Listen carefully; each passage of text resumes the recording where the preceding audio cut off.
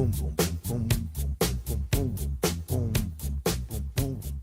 Shelley Winter Show. Live, local, topical, and relevant. You know,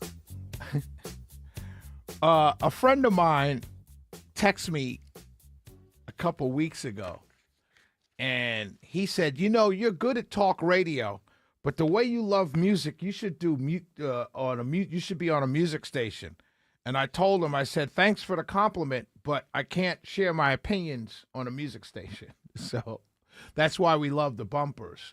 And bumpers, I learned this from Rush Limbaugh, listening to Rush. I never met Mr. Limbaugh, rest in peace, but I listened to him for many years. And one of the things I learned from him in listening to him was the use and the important use of bumpers music, because you're in your car, you're driving, you're listening, and that sometime a good song could just get you, it's happened to me many times listening to him. Just gets me fired up. Wow, man, I haven't heard that in a long time. And I start singing along, and then he starts talking, and I'm into what he's talking about because I was just into the song that just played. Shelley Winter Show, live, local, topical, and relevant, my friends. Okay, I was going to start the show with this story I'm about to talk about, but that Rakim Bradford story was local. I knew people who live in that area, and I knew the area very well. I'd been in that area before, so I started with that story. So this was the story I wanted to start with originally when we were doing show prep. Donald Trump had a coalition, right? So we know, let's go back a little. We know he won the popular vote. We know he won the Electoral College. And we know he won all the swing states, every single one. By any stretch, by every definition, it was a landslide. But you don't create a landslide with just the base. You have to create a coalition, right? And his coalition included many different types of people. It included Hispanics. It included black men. It included working class, which includes black men, Hispanics, white men, white women, Hispanic women, right? It's working class. It included conservatives who were for states' rights. It included isolationists. It included libertarians. It included people who simply wanted to decrease the deficit and decrease spending. This was part of the coalition. Many different people, many different ideologies. It included pro-lifers. And as I look at what's transpiring over since January to now, and of course it's the first year. So what I'm getting ready to tell you, right, is what I'm seeing. What I'm seeing in the first year is that something is happening every single day or every couple days that's chipping off from that coalition. Let's start with Hispanics. Hispanics largely are socially conservative. They're religious, hardworking, and they were for deporting violent, criminal, illegal immigrants. They said, look, if you come here illegally, you need to be deported. Like, this is crazy. I did it the right way. This is what they were saying. But for violent, criminal, illegal immigrants, gangbangers, cartel members, people who are causing havoc in their communities. Then they are seeing people that may be citizens getting caught up, pulled over, harassed, sometimes detained. They're seeing people who have been here 20, 30 years, who have raised families. Their families, they've never gotten in trouble with the law. Their families are doing well. Their kids are doing well. I told you the story several weeks ago of a man who went to the Army base to see his son, who's a Marine, and his daughter, who's dating and pregnant by one of his son's Marine friends, went to see the pregnant daughter on an Army base, and was swept up and detained and shipped off. Man has been here 20 years, raised a family so Americanized, so patriotic, that the son is a Marine.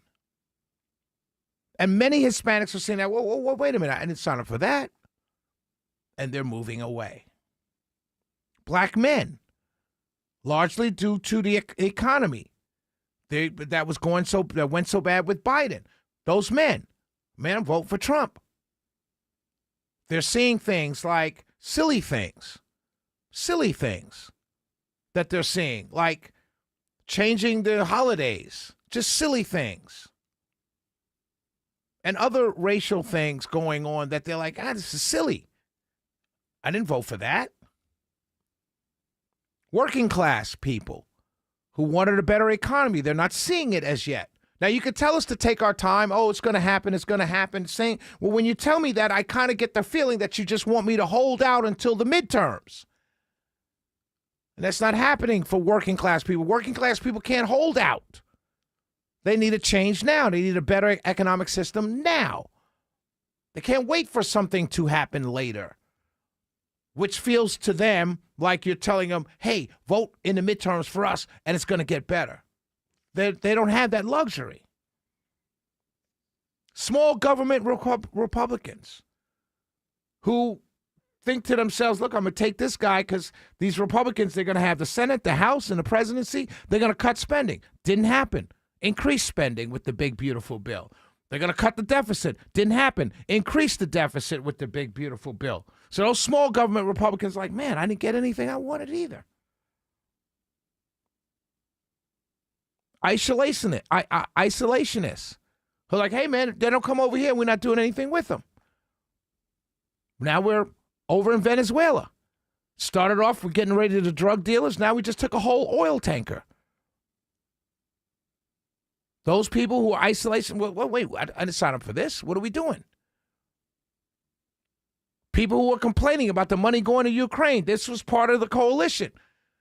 The Republicans in control of the House just signed a big budget, another spending bill that sent $800 million to Ukraine, $692 million to Israel. There are people in this country who are part of the MAGA coalition, the America First coalition, who did not want that to happen, and it's happened twice since being inaugurated. They're like, no, I didn't sign up for this. You told me you weren't going to do this. Shaving them off. Piece by piece, the coalition is being pissed off, which is why you're seeing the results of these elections that you're seeing. The most recent thing, and this is egregious to me. I'm a states' rights guy. I believe everything happens in your state. I elect a governor. I elect a state legislature. They do what they're supposed to do in my state. That's what we all screamed about when they took away Roe. States' rights, states' rights, states' rights. It's a conservative mantra. States' rights. President Trump just signed an executive order basically to supersede any AI rules that states want to implement. What are you doing? Well, that's not conservative. That's not Republican. And I'm not mad at President Trump because he's listening to his advisors. Who I'm mad at are the states, the governors of Republican states and the Republican-run state legislatures who are not saying, whoa, Mr. President, we love you, but hey, this is you're above your pay grade right here. That's the problem I have. Indiana, another states' rights situation. Indiana, the president and his team, they wanted Indiana to redistrict in the during a mid sentence, in the middle of a census. Indiana Republicans said, no, we're not doing that. Now they're being threatened. The White House is threatening to primary Republicans in the state legislature in Indiana because they won't do what he wants them to do. Now, you can argue about whether this is right or wrong. That's a different argument. What I'm talking about is whatever happened to states' rights. This is a Republican thing. Republicans all around the country should be saying, Mr. President, we understand what you want to do. We understand that you want to do it, but the state has a right to do what it wants to do. You can't threaten people with primarying them. And then you rope the governor of Indiana saying, yes, I'm going to get behind primarying everybody that was against this redistricting and redrawing the maps. What? So you, the governor, are going to take the side of the federal government and you're a Republican and you're supposed to be for states' rights? Really? That's what you're going to do now? It's crazy to me. And it's not the president that I'm mad at. It's not his White House that I'm mad at. You know who I'm mad at? The Republicans who are too weak to stand up for themselves and say something. And I'm mad at the people who voted, who voted for this, or not saying anything either and defending everything. Just anything that's done, they defend. And the one person, the two people, the three people who stand up and say, hey, I'm against this. Oh, we're going to be primaried. And all the voters say, yeah, primary them. Primary Massey, primary Paul. Get rid of Marjorie Taylor Greene. What? I say it all the time. If you listen to this show long enough, you'll know this. I say it all the time. If you don't have a principle to stand on and you're just for a party or a personality, you're the problem. You are the problem. And you're no different on either side, Democrat or Republican, but in this case, I'm talking to Republicans. You're no different than the CCP apparatchiks that run China or Russia. Party over everything. And while you call yourself patriots, you're truly acting like communists with a party over everything, even when it goes against the very principles that you'd say you stand on. The Shelley Winter Show, 404-872-0750, 1-800-WSB-TALK.